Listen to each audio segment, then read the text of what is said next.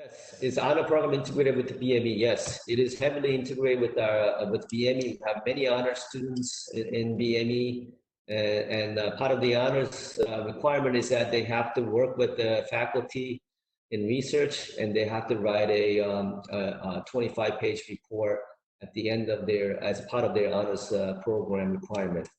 Okay, so we have many students who are in the honors program in BME. Okay, do BME students actually do travel abroad? And if so, where do they go? Yes, we have an active travel abroad program. I had a student, undergrad student who worked in my lab. She went to Spain for her travel abroad program. We have students going to France. We have some program in Asia as well, China.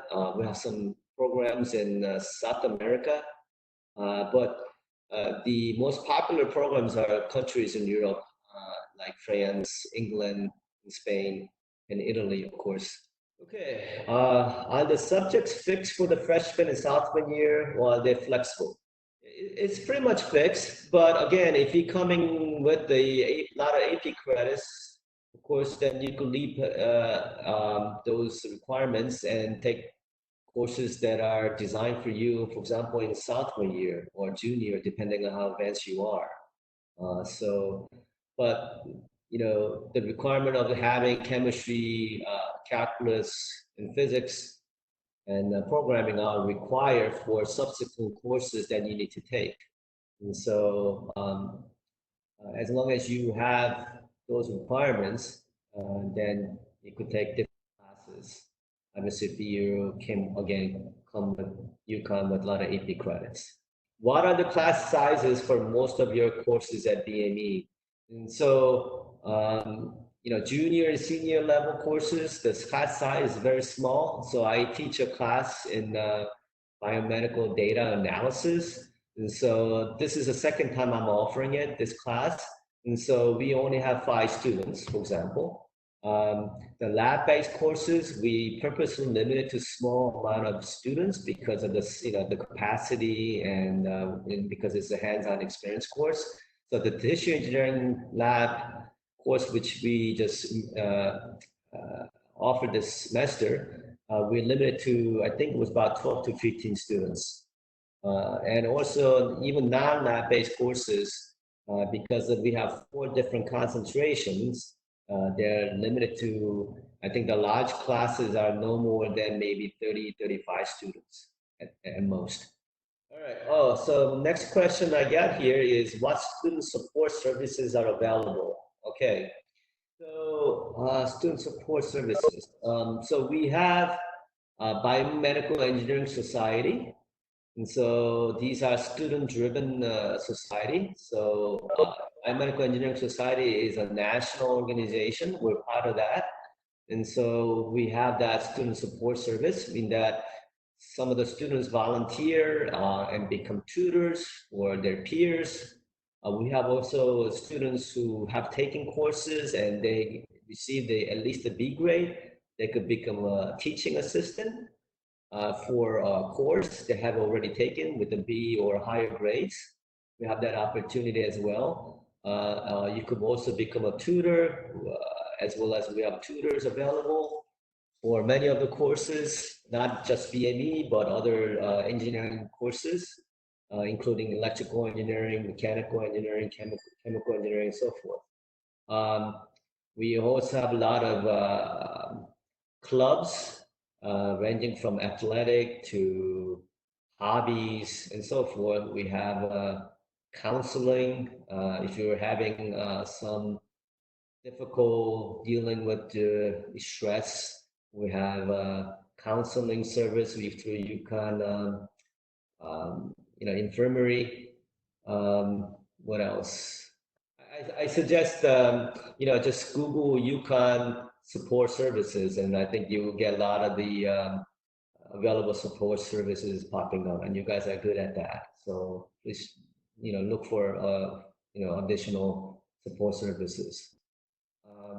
Yeah, the next question was academic support. So I talked about peer teaching tutors, And certainly, our faculty and TAs, our teaching assistants, are readily available. All you have to do is send emails and schedule appointment, and all the faculty are highly accessible. Again, because we are not a large program, we're able to do that. All right. So next is, do you offer pre-med advising and MCAT prep support? Yes, we have a. I'm glad you asked this about advising. We have a dedicated advisors within School of Engineering. We have I believe 7 or 8 academic advisors who advise you in terms of what courses you should be taking, especially for the first 2 years.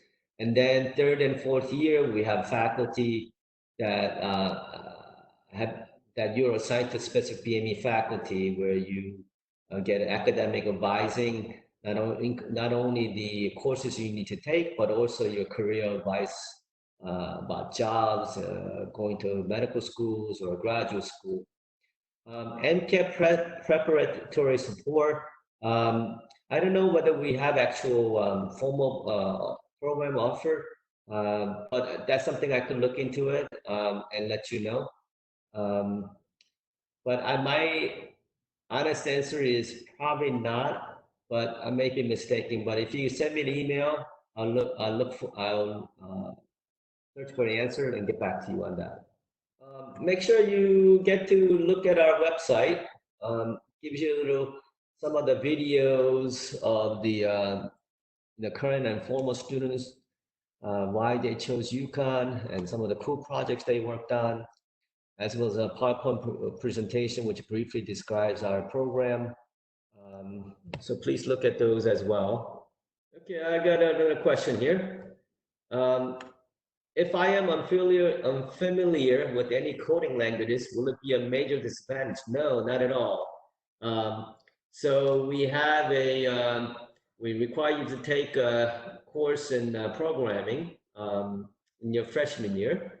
And so it used to be MATLAB. We've changed that coding language, so you don't really need to know. I mean, we'll teach you how to code, but as an engineer, I tell engineers, whether you're biomedical engineers or a civil engineer, the one thing that you really need to learn is how to program. Once you know how to program, the programmers will always be in demand, so you'll always have a job. And so I will urge all our students to take programming very seriously. Even your tuition engineering, you need to learn how to program. So the freshman year programming course that we require now is Python language. And then we also teach you how to do programming in MATLAB. So MATLAB is a very good programming language, which has a lot of toolboxes, and you need to write a script to use a lot of the already coded functions, and then do a lot of computational work. And my lab, we use extensively. And then for a lot of the machine learning, deep learning, data analytics, a lot of people are using both MATLAB and Python language at the moment. And so, when you come out of our program, you will be very proficient in these programming capabilities, either Python or MATLAB. Okay, next question is, I believe there is a on-campus new facility for industry and UConn engineering to collaborate. Okay, yeah, very good. How often BME students are involved in that? Okay. Yes, there's a UConn Tech Park, correct. It's on the Discovery Drive.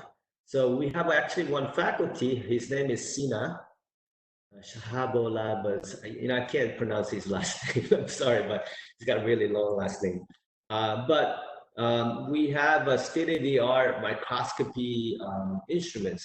These are very expensive equipment that companies come and use because they don't want to spend 200, 300, or $500,000 to $1 million. And so they just pay a fee and use it for one time or a few times. So they don't want to invest that kind of money when they're going to use it, infrequently or occasionally. And so we have all that facility, and we have a dedicated faculty who does all the microscopy research. And so you could be working in his lab and get hands-on experience in working with those instruments. But to be honest, these are very expensive equipment. So I don't think that the professor will let you use them right away. Once you earn his trust that you are competent and able to use it after the sufficient training, then I think you may be able to use some of those equipment, instruments. By the nature of your questions, you did a lot of research on UConn, so I am very pleased, and I hope this means that you guys are seriously considering UConn, and I hope to see you on campus this fall. And if you do come, drop by my office and say, hey, I spoke to you via online during this UConn Bound 2020. I believe there is a program over the summer called LEAP for prospective MCB or PMB majors. Wow. Molecular cell biology or physiology, neurobiology majors. Can you apply if you intend to pursue BME? Yes, I believe so. So I want to say that we have a close collaboration, especially with the PMB. So I'm proud to say my former PhD student is a faculty at PMB, and she runs some of these summer programs as well as summer research program at PMB. And so you could certainly apply for those LEAP program and get a lot of good experience. And so we encourage you to do that. Again, BME is interdisciplinary, so it's not just engineering, it's combining the biology or physiology. So we highly encourage you to involve in those programs. So very good. Next question is, are BME students more collaborative or competitive? I would say that, yeah, BME students are more collaborative.